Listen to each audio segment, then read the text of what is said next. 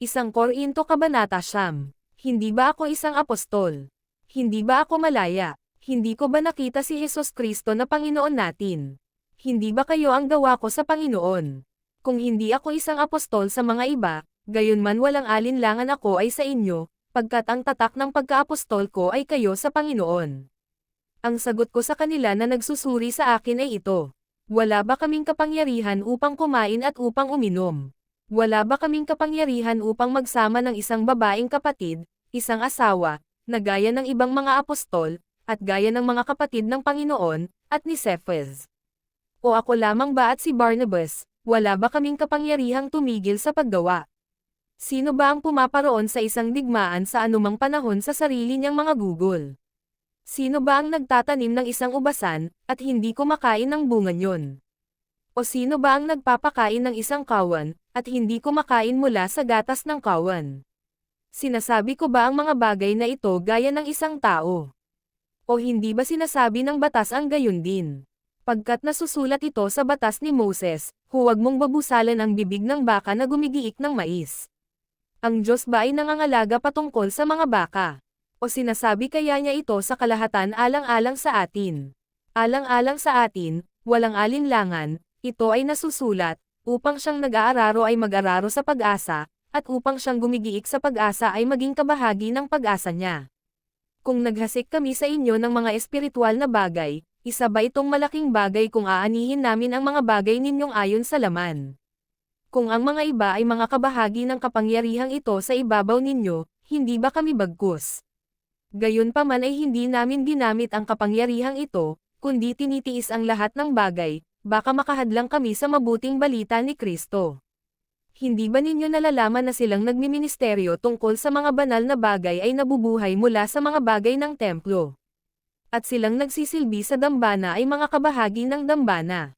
Maging gayon din ay ipinag-utos ng Panginoon na silang nangangaral ng mabuting balita ay mabubuhay mula sa mabuting balita. Ngunit wala akong ginamit sa mga bagay na ito, ni isinusulat ko ang mga bagay na ito, upang sa gayon ay magawa ninyo sa akin, pagkat mas mabuti ito sa ganang akin na mamatay, kaysa paalang saysay ng sinumang tao ang pagmamapuri ko. Pagkat kahit nangangaral ako ng mabuting balita, ay wala akong maipagmamapuri, pagkat ang pangangailangan ay inyaatang sa akin, oo, sa Aba ko, kung hindi ko ipangaral ang mabuting balita. Pagkat kung ginagawa ko ang bagay na ito ng kusang loob, mayroon akong isang gantimpala, ngunit kung laban sa kalooban ko, isang pagkabandahali ng mabuting balita ay ipinagkakatiwala sa akin. Ano nga ba ang gantimpala ko?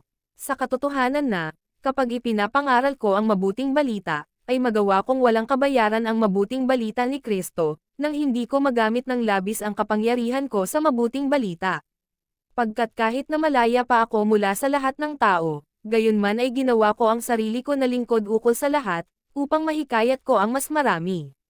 At sa mga Judeo ako ay naging gaya ng isang Judeo, upang mahikayat ko ang mga Judeo, sa kanilang nasa ilalim ng batas, ay gaya ng nasa ilalim ng batas, upang mahikayat ko silang nasa ilalim ng batas. Sa kanilang walang batas, ay gaya ng walang batas, hindi bilang walang batas sa Diyos, kundi nasa ilalim ng batas patungo kay Kristo, upang mahikayat ko silang walang batas. Sa mahihina ay naging gaya ako ng mahihina, upang mahikayat ko ang mahihina, ginawa akong lahat ng bagay patungo sa lahat ng tao, upang sa lahat ng pamamaraan ay mailigtas ko ang ilan. At ginagawa ko ito alang-alang sa mabuting balita, upang maging kabahagi ako nito na kasama kayo.